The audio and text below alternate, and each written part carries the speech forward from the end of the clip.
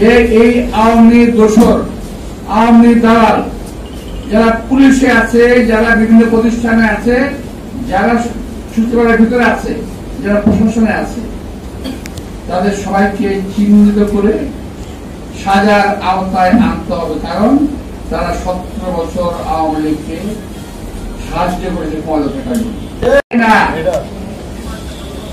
আমাদের জন্য, নির্বাচনের জন্য, দেশের জন্য, দেশের মানুষের জন্য যে সংস্কারের প্রয়োজন আমরা সেই সংস্কার চাই। কিন্তু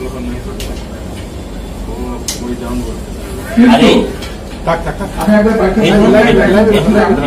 যে আপনাদের যে আপনারা যেগুলো বলতেছেন সংস্কারের কথা, সব সংস্কার তো মানা যাবে না, এই কথাটাকে টুইস্ট করে আমাদের কয়েকজন বিদেশি অবস্থানগত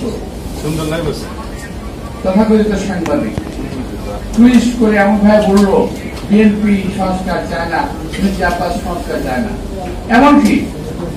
এমনকি সালমান রহমানের টাকা খেয়ে যার স্বাস্থ্য চেহারা ভোটা হয়েছে এমন লোকটা প্রায়ই আমার বিরুদ্ধে বিভিন্ন আসে, ফেসবুকে আসে, উনি প্রায় বলেন কেন মানবেন না, আপনাদের কি স্টেক আছে, কেন জাপান আপনি মানবেন না? আরে ভাই, তোমার যেমন বিদেশে পালায় থেকে কথা বলার অধিকার আছে, আর আমার কি দেশে থেকে কথা বলার অধিকার নাই? আমি এই দেশে থেকে মৃত্যুদণ্ড মাথায় নিয়ে, জেল জুলুম মাথায় নিয়ে, জেলে থেকে আমার সহকর্মীদের নিয়ে আমি জেলখানায় ফিরেছি।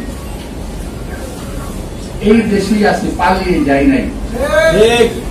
আপনারা তো পালায় গিয়ে লম্বা কথা বলতেছেন, আপনারা তো জীবনে কোনদিন দেশে আসবেন না। শুনেন, আমি আপনাদের উদ্দেশ্যে বলতে চাই, যারা ভাই আমার বাইরে আছেন, যারা আমরা রাজনীতি ছেড়ে দেবো, আপনারা দেশে আসেন। আপনাদের অনেক জ্ঞান, আপনাদের অনেক বুদ্ধি, আপনাদের জ্ঞান বুদ্ধি আমাদের অনেক প্রয়োজন। আপনারা দয়া করে দেশে আসেন, বুদ্ধি দেন, কথা বলেন, কাজ করেন। আমরা রাজনীতি করবো, আসেন না, দেশে আসবেন না, আবার টিটকের বেলা কথা বলবেন, সমাচার করবেন, জাত গোষ্ঠী উদ্ধার করবেন। এটা কেমন কথা বলবেন ভাই? মিথ্যা কথা বলবেন, অপপ্রচার করবেন, অপকথা বলবেন, কথা বলবেন, কথা বলবেন, একটা মানসিক চরিত্র হরণ করবেন। এগুলো কি? এগুলো কোনো গঠনমূলক কাজ না।